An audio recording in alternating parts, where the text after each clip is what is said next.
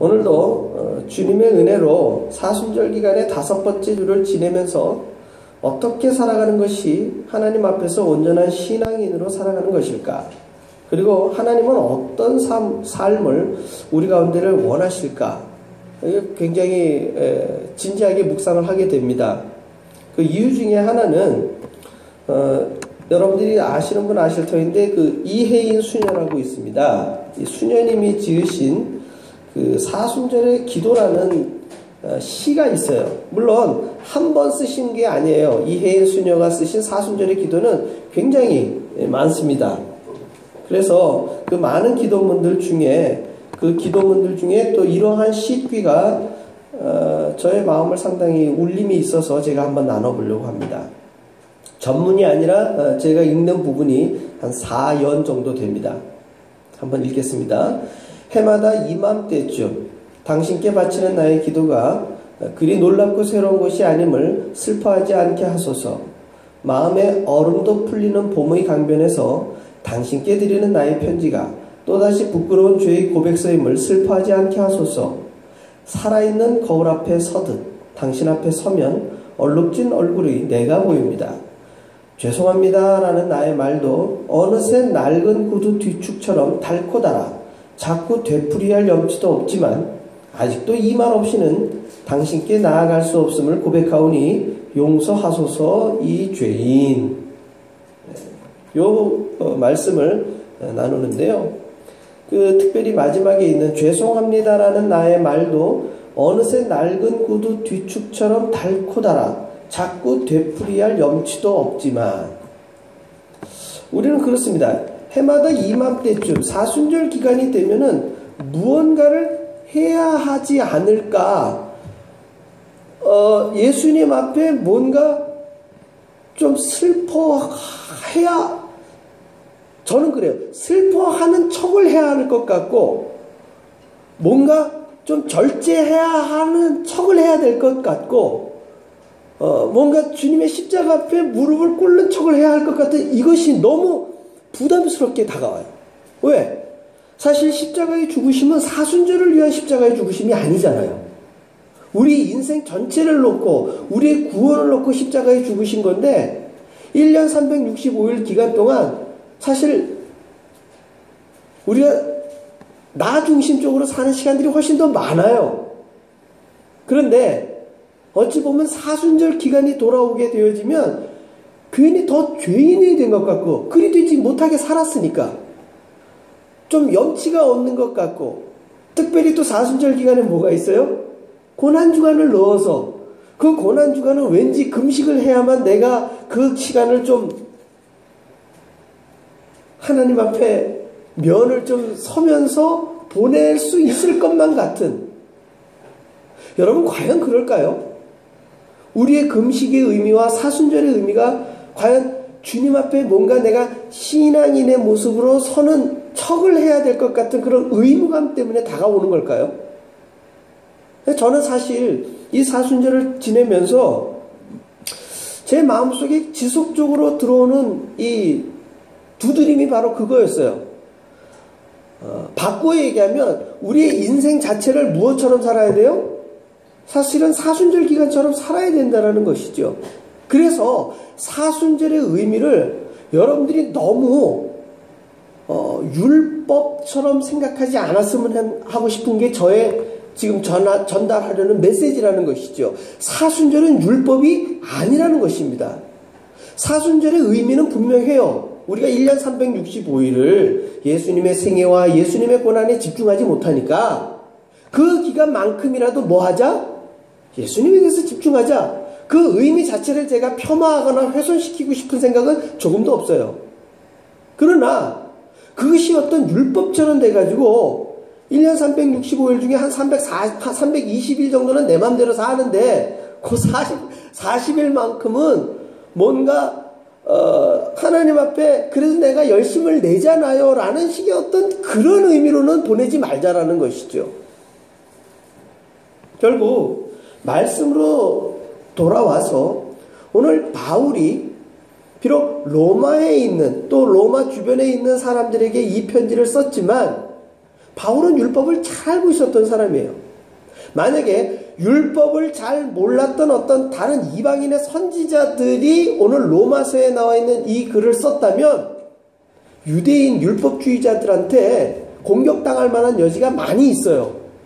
그러나 그 공격당할 만한 여지가 없을 수밖에 없는 이유는 뭐냐? 바울은 율법에 대해서 정통한 사람이었기 때문입니다. 그렇기 때문에 오늘 3장 19절로부터 앞에 나오는 이 말씀을 한번 보십시오. 우리가 알거니와 무릇 율법이 말하는 율법 아래에 있는 자들에게 말하는 것이니 이는 모든 입을 막고 온 세상으로 하나님의 심판 아래에 있게 하려 함이라. 그러므로 율법의 행위로 그의 앞에 의롭다 하심을 얻을 육체가 없나니 율법으로는 죄를 깨달음이니라. 그렇기 때문에 주님의 얼굴을 바라보면 나의 어떤 모습을 발견하게 된다는 거예요? 죄된 모습을 발견하게 된다는 이해인 수녀의 그 식귀가 생각이 난다는 거예요. 유대인들은 율법을 통해서 토라에 나와 있는 해야 할 것과 하지 말아야 될 것에 해야 할 것과 하지 말아야 될 것에 자기들이 그것을 지키면서 자칭 자기들은 뭐라고 생각하는 거예요? 의롭다 생각을 한다는 거죠. 의롭다. 여러분 기억하십시오. 사순절 기간 동안에 나는 금식하는데 다른 사람이 금식하지 않은 것에 대해서 상대방의 신앙이 나보다 못한 거라고 생각하면 그건 율법주의자 되는 겁니다. 나는 새벽기도 하는데 저 사람 새벽기도 하지 않는다라고 판단하면 율법주의자 되는 거예요. 무슨 말씀인지 아시겠습니까? 율법이라는 것은 나를 보게 되는 거울인 것이지 그 거울을 상대방에 비춰가지고 나는 이렇게 하는데 너는 왜 이렇게 하지 못하냐라고 손가락질 하게 되면은 그건 율법 아래에서 율법주의자의 삶을 사는 것과 조금 더 다를 바가 없다는 것입니다. 바울이 율법을 중요시 여기는 것은 단 한 가지예요. 그게 뭐냐? 자신의 죄를 깨닫게 하는 거울과 같은 것이라는 것이죠. 이 율법을 지킴으로 인해서 내가 의롭다라고 스스로 생각하는 것조차도 뭐가 된다는 거예요? 그게 죄라는 거예요. 바울은 율법을 통해서 죄된 것을 깨달았다면 그 너머에 그리스도의 사랑이, 그리스도의 은혜가, 하나님이 예수 그리스도를 보내주신 은혜의 무게가 얼마나 큰 것인가. 그것을 깨달은 거예요. 그것을. 우리의 신앙생활의 핵심은 거기에 있다는 거예요. 내가 비록 금식하지 못한다 할지라도, 내가 비록 새벽 기도를 나오지 못한다 할지라도 저와 여러분의 주어진 삶 속에서 그리스도의 은혜의 무게를 느끼면은요, 하나님은 그것으로 뭐하게 여기신다는 거예요? 그것으로 의롭다 여기신다는 거예요. 저는 여러분들에게 어떤 바리새인들처럼 저 역시도 지지 못할 어떤 거룩함의 무게, 율법의 무게를 얹어주고 싶은 생각 요만큼도 없습니다. 그러나 여러분들이 그 은혜라는 것으로 말미암아 여러분들의 신앙이나 여러분들의 믿음 자체를 너무 쉽게, 너무 낮게는 가져가지 마시라는 거예요. 우리의 십자가의 죽음을 통한, 예수 그리스도의 십자가의 죽음을 통한 우리의 구원의 무게는 그렇게 값이 싸구려서 값이 없는 것이고 너무나 쉬워서 무게가 없는 그런 것이 결코 아니라는 것입니다. 그래서 바울은 오늘 본문 21절과 21절에 이렇게 이야기합니다. 이제는 율법 외에 하나님의 한 의가 나타났으니 율법과 선지자들에게 증거를 받은 것이라. 곧 예수 그리스도를 믿음으로 말미암아 모든 믿는 자에게 미치는 하나님의 의인이 차별이 없느니라. 할렐루야. 유대인이나 이방인이나 로마인이나 야만인이나 모든 이들에게 차별이 없고 율법이 아닌 그리스도를 향한 믿음입니다. 이것이 참으로 오묘합니다. 왜요? 어떤 가이드라인이 없어요. 예를 들어서 거짓말을 했다? 헌금 10만 원 해라. 누굴 때렸다? 헌금 20만 원 해라. 그러면 너는 죄가 없어진다. 이런 식으로 율법에 기록이 되었다면 우리는 어찌 보면 예수 믿고 사는 게 쉬울 수 있어요. 왜? 레위기에 나와 있는 것처럼 어떤 자범죄에 대해서 그것이 큰 죄면 소가 되는 거고 그저 약한 죄하면 비둘기 한 마리 잡아다가 제사 지내버리면 나는 뭐가 되는 거예요? 죄인이 더 이상 아닌 게 되는 거예요. 그런데 보십시오. 그 제사 지내는 행위가 이스라엘 사람들을 하나님이 원하시는 거룩한 백성으로 인도했습니까? 그렇지 않다는 거예요. 자신들이 죄를 지으면 지을수록 돈이 많으면 많을수록 어떻게 돼요? 죄 짓고 재물 하나 갖다 바치고, 죄 짓고 재물 하나 갖다 바치고, 어쩌다가 죄를 졌는데 재물 바치는 걸 잊어버렸어요. 그런데 그 사람이 당장에 그날 죽어버렸어야 되는데 죽었어요? 안 죽었어요? 안 죽었잖아요. 그러니까 어떤 생각이 들어요? 야, 죄 짓고 재물 안 바쳤는데 하나님이 안 죽이시네? 그러니까 그 다음에는 어떻게 돼요? 조금 더 큰 죄 짓고서 한번 재물 안 바치고 지켜보는 거예요. 죽나 안 죽나? 또 안 죽어요. 그 다음부터는요, 회개를 하거나 하나님 앞에 살려주신 것에 대해 은혜를 경험하는 것이 아니라 어떻게 돼요? 죄를 짓고 살아도 큰 문제 없구나. 이것이 사람의 그 근본에 들어있는 뭐예요? 악함이라는 거예요. 은혜를 은혜로 생각하지 못하고 오히려 이거 괜찮은 거구나 라고 생각하는 악함. 하나님은 이것에 대해서 더 이상 재물은 의미가 없다는 걸 아신 거예요. 사람들에게 이것을 제사로 맡겨서는 자신 스스로를 거룩한 백성으로 인도하기보다는 어떻게 되기 십상이다? 그저 죄 짓는 것에 열심을 내는 게 사람의 본성인 거예요. 그래서 모든 재물 중에 인간들이 넘어설 수 없는 속죄 재물 뭐예요? 하나님 당신이 제사의 재물이 되시는 거예요. 그래서 예수 그리스도의 이 땅에 오신 속죄의 의미는 그래서 큰 거예요. 이것은 율법에 기록되어 있는 의의가 아니라 하나님 자신이 특별하게 만드신 하나님의 의의라는 거예요. 그래서 이제는 율법 외에 하나님의 한 의의가 나타났으니라고 바울이 이야기를 하고 있는 거예요. 이것은 자신들이 수백 년, 수천 년 동안 알고 있었던 토라의 율법을 지키는 걸로는 토라의 율법을 아무리 탈무드로 아무리 해석을 해도 나올 수 없는 의의라는 것이죠. 곧 예수 그리스도를 믿음으로 말미암아 모든 믿는 자에게 미치는 하나님의 의인이, 이것은 오늘 믿었어도 율법을 모른다 하여도 차별이 없는 의의라는 거예요. 왜? 그건 믿음이 더욱더 중요한 것이기 때문에 기억하십시오. 가이드라인이 있어서 어떤 구체적인 거 있어서 그거 보여주면 내가 믿을 텐데 나 그거 몰라서 못 믿겠어요 라는 거 하는 것만큼 하나님을 무색하게 만드는 게 없다는 것이죠. 믿는다는 것은 어쩌면 사람들에게 있어서 다른 어떤 것에 대한 믿음은 개인의 어떤 생각이나 임의에 의해서 이루어질 수 있겠지만 예수 그리스도를 믿는 믿음만큼은 내 의지가 아니라 뭐예요? 오로지 성령의 임재와 조명하심 가운데 가능한 것입니다. 이것은 학습되어서 할 수 있는 것이 아니라는 거예요. 즉 소를 냇가까지 끌고 갈 수 있는 건 누구의 몫이에요? 그건 사람이 할 수 있어요. 콧줄에 끼워갖고 억지로 끌고 가면 물가까지 가잖아요. 그런데 물을 먹는 건 누구의 몫이에요? 그건 소의 몫이라는 것이죠. 어떠한 이유가 되었던 간에 우리가 예배의 자리에 나오는 것은 내 의지가 될 수 있어요. 그러나 이 예배와 또 예배자의 삶으로 우리가 이 문턱을, 교회 문턱을 넘어서서 우리가 일상의 삶을 살아갈 때에 성령의 조명하심과 성령의 인도하심에 저와 여러분의 삶을 인도함 받는 것은 궁극적으로 누구의 몫이다? 그건 하나님이 인도하시는 거예요. 그 길을 우리가 밝히 눈을 들어 정신 똑바로 차리고 갈 적에는 그 길이 어때요? 보인다는 거예요. 성령님이 인도하시면 우리는 깨달을 수 있다는 거예요. 생각해 보세요. 자그마한 한두 살짜리 어린 아기가 손을 잡고 엄마하고 집 밖으로 나들이를 나갑니다. 처음에는 자기 손을 놓고 자기가 가고 싶은 데를 다녀요. 몇 번 가다가 두리번 하죠. 왜? 엄마 어디 있는지 찾는 거니까. 그러다가 엄마가 보이면 자기 길 갔던 길을 되돌이켜서 누구한테 와요? 엄마한테 와요. 그런데 여러분의 자녀, 즉 티네이저가 넘어서서 20살, 30살 됐는데도 여러분들의 자녀가 집 밖에만 나가면 여러분 찾습니까? 가능한 한 찾지 않으려고 하죠. 그렇다고 해서 눈에 보이지 않는다고 해서 여러분이 여러분의 자녀를 두려워하거나 그 아이가 사고가 났을 거라고 날마다 염려하십니까? 그렇지 않은 이유는 뭐예요? 자랐으니까요.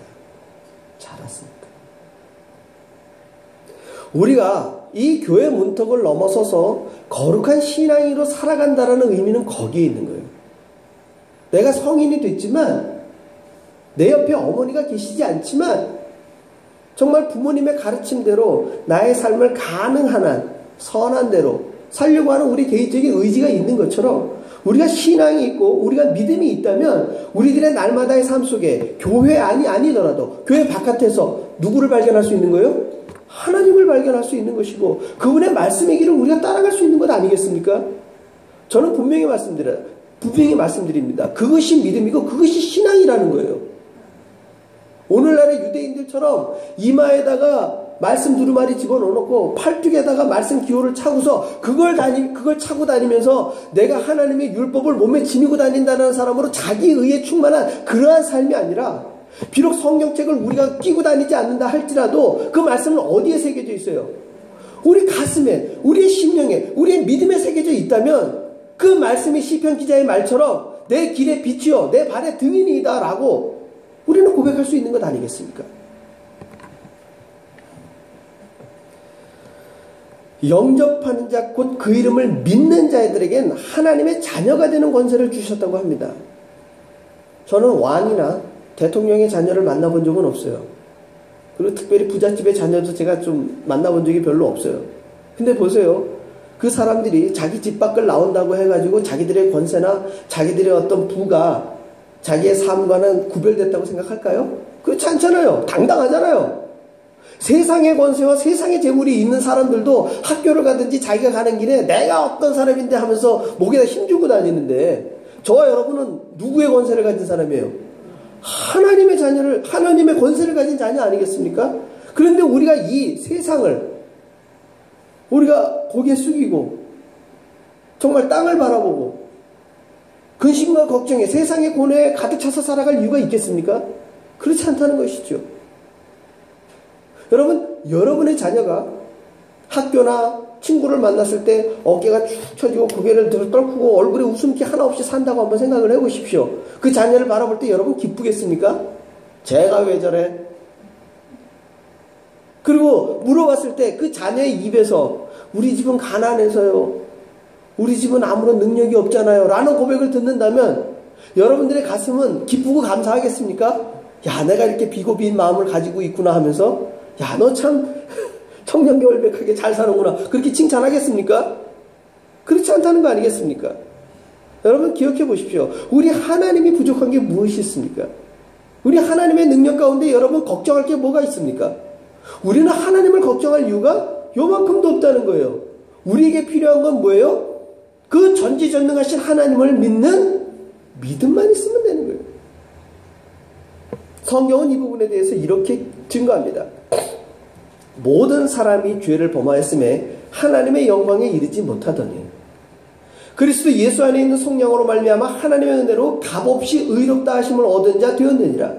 이 예수를 하나님이 그의 피로써 믿음으로 말미암는 화목제물로 세우셨으니 이는 하나님께서 길이 참으시는 중에 전에 지은 죄를 간과하심으로 자기의 의로우심을 나타내려 하심이니 곧 이때에 자기의 의로우심을 나타내사 자기도 의로우시며 또한 예수 믿는 자를 의롭다 하려 하심이라. 그런즉 자랑할 데가 어디 있느냐? 있을 수가 없느니라. 무슨 법으로느냐? 행위로냐? 아니라 오직 믿음의 법으로니라. 할렐루야. 유대인들은 자신들이 지키고 있는 율법을 가지고서 심지어 이방 지역에서 예수 믿는 사람들한테 처음 묻는 말이 뭔지 아세요? 너희 하나님 믿는다면서 할례 받았냐? 이게 첫 번째 질문이었다는 거예요. 그랬더니 이방 사람들이 나 할례 안 받았는데? 라고 얘기하니까 너 그러면 하나님 잘못 믿은 거다. 이러고 치고 들어온 거예요. 그러니까 바울이 거기에 대해서 뭐라고 얘기하는 거예요? 할례는 의미가 없다는 거 아닙니까? 할례나 무할례잖아. 예수 그리스도를 믿는 믿음으로 구원을 받는 것이니라 라고 고백하는 거예요. 바울은 다시 한번 말씀드리지만 율법에 정통한 사람이었습니다. 이것이 율법을 모르는 이방인이 얘기했다면 너가 율법을 모르기 때문에 그런 거야 라면서 유대인들이 이 율법이 얼마나 중요한지 알아? 그리고 이 삶이 얼마나 경건하게 하나님 앞에 인도하는지 알아? 이렇게 얘기했겠지만 바울은 율법에 대해서 누구보다도 더 정확하게 알고 있었던 사람이기 때문에 이 율법으로 하나님 앞에 의롭다 인정받는 것이 아니다 라고 이야기하는 것입니다. 그래서 28절에 그러므로 사람이 의롭다 하심을 얻는 것은 율법의 행위에 있지 않고 믿음으로 되는 줄 우리가 인정하노라. 따라서 28절의 말씀은 바울이 전하고자 하는 믿음의 중요한 핵심이자 율법과 그 차원이 다름을 이야기하고 있는 것입니다. 의로움이라는 것은 내가 어떤 일을 해서 하나님 앞에서 이룰 수 있는 것이 아니라 하나님의 인정이 있어야만 하는 것이고 그것은 오로지 믿음으로 가능하다는 것을 강조하는 것입니다. 이것은 유대 율법주의자들과 하나님께 택한 백성이라 일컬음을 받는 유대인들이 가지고 있는 오류에 대하여 정확하게 이야기하고 있는 것이지요. 그런데 제가 여러분들에게 오늘 마지막으로 한 가지 분명하게 말씀드려야 할 것은 바울이 고백한 말씀 너머에 있는 우리 예수님의 말씀이에요. 예수님의 말씀 5장 17절에서 20절 말씀을 잘 보십시오. 제가 읽어드립니다. 마태복음 5장 17절에서 20절 말씀입니다. 내가 율법이나 선지자를 폐하러 온 줄로 생각하지 말라. 폐하러 온 것이 아니요 완전하게 하려 함이라. 진실로 너희에게 이르노니 천지가 없어지기 전에는 율법의 1.1획도 결코 없어지지 아니하고 다 이루리라. 그러므로 누구든지 이 계명 중의 지극히 작은 것 하나라도 버리고 또 그같이 사람을 가르치는 자는 천국에서 지극히 작다 일컬음을 받을 것이요 누구든지 이를 행하며 가르치는 자는 천국에서 크다 일컬음을 받으리라. 내가 너희에게 이르노니 너희의 의가 서기관과 바리새인보다 더 낫지 못하면 결코 천국에 들어가지 못하리라. 여러분, 이 예수님의 말씀이 바울의 가르침과 배척되는 것일까요? 왜 예수님의 말씀은 율법을 또 강조하고 있을까요? 우리가 놓치지 말아야 할 것이 여기에 있다는 것입니다. 율법은 악한 게 아니에요. 사람을 힘들게 만들기 위해서 하나님이 만들어주신 어떤 법률이 결코 아니라는 겁니다. 율법은 하나님이 사람들을 만드시고 사람이 사람답게 이 땅 가운데 살아가는 데 있어 가장 중요한 핵심을 알려주기 위한 것이 바로 율법입니다. 그런데 그 율법의 본질을 누가 모르는 거예요? 사람이 모르는 거예요. 즉 칼을 가지고 요리를 할 수 있고 칼을 가지고 과일을 깎아 먹을 수 있게끔 만들어 준 건데 그 칼을 가지고 사람이 뭐 한 거예요? 돈 뺏는 데 사용하고 다른 사람을 해코지하는 데 사용했다라는 얘기예요. 율법의 본질을 본질로 사용하는 것이 아니라 자기가 쓰고 싶은 대로 자기가 하고 싶은 대로 했다는 거예요. 바리새인들은 일반 어떤 사람보다도 더 정확하게 율법을 지키려고 했던 사람들이에요. 그러나 바리새인들의 악함은 무엇이었느냐? 그 행위를 통해서 다른 사람을 뭐 한 거다? 비판하고 다른 사람을 죄인 만들었다는 데에 오류가 있었다는 거예요. 예수님은 바리새인들만큼도 율법을 지키지 않는 사람들에 대해서 뭐 하고 있는 거예요? 이야기하고 있는 거예요. 바꿔 얘기하면 에이 뭐 성경 그 두꺼운 걸 어떻게 다 알아? 에이 말씀 그냥 은혜로 구원받고 기도생활 열심히 하면 되는 거고 아이 주일 안 빼먹었으면 됐잖아. 이것이 위험한 신앙이라는 것이죠. 예수님은 유대인들을 향해서 그들이 머리로만 알고 있는 율법이 삶에 적용되지 않는 것에 대해서 이야기하고 있는 것입니다. 성경을 다 알아야 천국 가는 것은 아니에요. 그러나 성경을 단 한 구절을 알더라도 그 성경의 말씀에 믿음을 갖고 우리의 삶을 그 말씀대로 살려고 우리의 마음 중심에서부터 우러나오는 우리의 삶의 모습과 열심은 그건 필요하다는 거예요. 그것조차 하지 말라는 이야기가 결코 아니라는 것입니다. 우리에게 주어진 이 신앙의 길이라는 것 그리고 이 만들어 놓은 예배당은 그저 일주일에 한 번씩 와가지고서 접견하고 가는 것이 결코 아닙니다.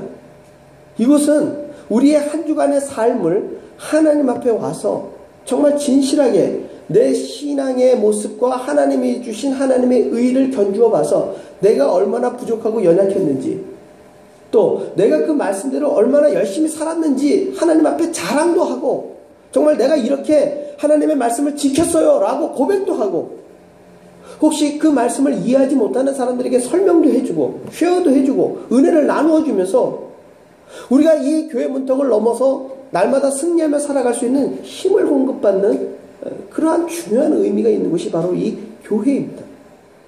교회는 그저 속죄제물 한번 던져놓고서 내가 할 바를 다 했다고 생각하고 돌아가는 그런 장소가 아니라 정말 기쁨과 감사로 나에게 생명 주시고 영원한 영생을 허락해 주신 하나님의 기쁨의 자리요 기쁨의 만남의 장소입니다.